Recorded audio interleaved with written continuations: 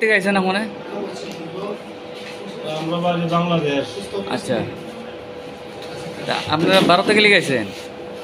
ভারতে আইসি, তখন আমরা মুসলমানরা যখন দেশে থাকতে পারতেছি না, যে অবস্থা, আমরা এই শহরে বন্ধুরা চললে আমরা পথে ডাকলে মান মারে, মেয়ে ছেলে চলাফেরা করতেই না। এখন কি করবো, দেশও থাকার মতো ভাব নাই।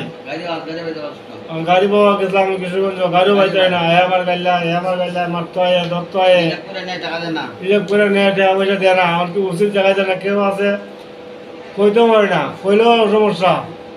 হ্যাঁ, কাবারের বাচ্চা তুই গেলে এখন গাড়ি বাসে এখন আইতে গেলে গিয়া। আপনাকে তো গাড়ি চালান? আমি গাড়ি চালাই। আচ্ছা, আপনার বাড়ি কোন জায়গায়? আমার বাড়ি জায়গা দনপুর, মানে বাংলাদেশের দনপুর। জেলা জেলা কোন জেলা? জেলার নাম কি? জেলার নাম হচ্ছে কিশোরগঞ্জ জেলা। কিশোরগঞ্জ থানা? থানা ইতনা। ইতনা। আচ্ছা, আপনার আমাদের মূল উদ্দেশ্য কিটা? মূল উদ্দেশ্য আমরা এর যন্ত্র রাখতাম পাই না, কি করবো। আয়ু বাড়ার পরে আমার মারলেও আমি বাড়ি থেকে যেতাম না, গাইলেও আমি বাড়ি থেকে যেতাম না, আমি এখানেও থাকবো। মানে আমরা যদি আমার রাখুন, আমি থাকবো না রাখলে আপনারা জেলও করে তৈরি দিন, আমি আর ভারত যেতাম না। আপনারা পরিবার নিয়ে আয় বলছি, আমার মা বাপ লইয়া, আমার মেয়ে ছেলে লইয়া, সব নিয়ে আয় বলছি। আপনারা কতজন আছেন? আমরা আইছি 9 জন। কেমনে আছেন? 10 জন। যান বাসে না, মেয়ে ছেলে চলতাম পারি না, অনেকে আপনার কি আগে সরকার ভালো আসলো না এখন যে নতুন সরকার আছে এটা বাংলাদেশ সরকার আমরা ভালো আসলো? শেখ হাসিনা যাওয়া হতে আমরা অবস্থা খারাপ, দেশের মাঝে চলার কোনো ভাব নাই। এখন কি আপনার মানে প্রতারিত হয়েছেন না আরো হিন্দুরাও প্রতারিত হইতেছে? সবাই সবাই সবাই দেশে থাকতো না, বলবো কেউ থাকতো না, ওই কেউ আইতে পারতেছে না, কেউ জমি জমার মায়া, কেউ পোলাবান দিয়া লেখাপড়া করে চাকরি করে, এইগুলা আর কি। যেমন কেউ চিন্তা করতে গিয়ে খাইতে পারতাম না, কেমনে যাইমু। আর আমি দিদি বিশেষ করে আইছি, কাম করলে কর্ম করলে সব জায়গাতে বাদ আছে। ভারত না এই যে কোন জায়গায় যাই, কর্ম করলে বাদ, কর্ম না করলে কোন জায়গায় বাদ নাই। আমি ভারত আইমু, আবার নিজের মাসের মতো চলমু, কর্ম করবো, আর যাই কিছু খবরে আছে এইভাবে আশা নিয়ে আসছি। মানে আপনার মানে আমাদের শেখ হাসিনা সরকার ভালো আসলো? শেখ হাসিনা সরকার ভালো আসলো আমাদের জন্য। আমরা এখন গরিব মানুষের জন্য আর কি, গরিব মানুষের কোনো কষ্ট পাইছে না। রাস্তাঘাট নাই শুনছি, সব রাস্তাঘাট বন্ধ, বিএসএফ বেরোলায়। এখন আমরা রাস্তাঘাটে যেতে পারি না, লুয়ায়া সুরেলাম সারা রাত জঙ্গল ঘাড়ুয়া এই দিকটা আইসি, শ্রীমঙ্গলের দিকটা। কি করবো, রাস্তা না রাত ভরে আসছি, মেয়ে ছেলে লইয়া খাওয়া না দেওয়া নাই একবারে। কবে আইছেন আপনারা? এই কালকে ভোট দিছি, কালকে ভোট দেওয়া, আজকে বুঝছি। আপনারা যে ট্রেনে আইছেন, যে কই যেতেন আসলেন আপনারা?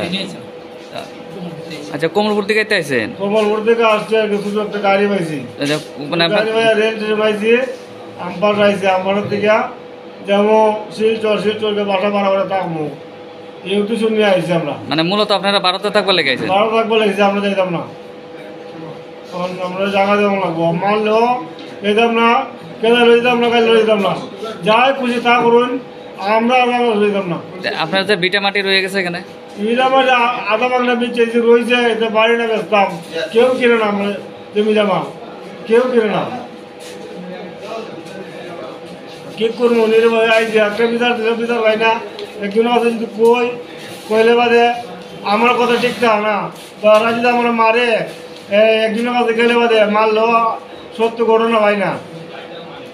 আজকে সকালবেলা অন্যান্য দিনের মতো আমি যখন এলো ডিউটি করতেছি, তখন একজন আমার সোর্সম্যান দিচ্ছে, আমার খবর দিচ্ছে যে বাংলাদেশি লোক নাকি স্টেশনের বাইরে অপেক্ষা করতেছে।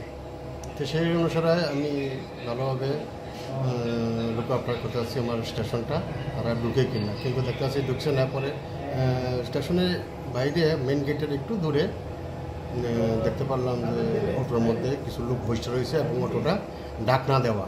তখন আমার সন্দেহ হয়েছে, তখন আমি গেলাম এখানে, যাওয়ার পরে দেখতে পেলাম যে তারা বসে আছে অটোর ভিতরে। তখন তখন তাদের জিজ্ঞাসা করার পরে করল যে তারা বাংলাদেশে শিকার আছে।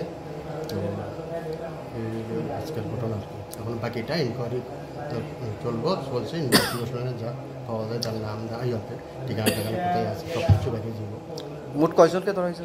মোট 10 জন, তারা ছোট বাচ্চা সহ 10 জন। পুরুষ কয়জন, মহিলা কয়জন? পুরুষ হইল 3 জন বড়, একটা ছোট্ট বাচ্চা, আর 6 জন হইল মহিলা, এর মধ্যে বাচ্চাও আছে, টোটাল 6 জন। তারা এমনি প্রাথমিক তদন্তে কিছু জানাইছিনি তারা কিছু? প্রাথমিক তদন্ত তো এটাই, তারা শিকার আইছে বাংলাদেশে।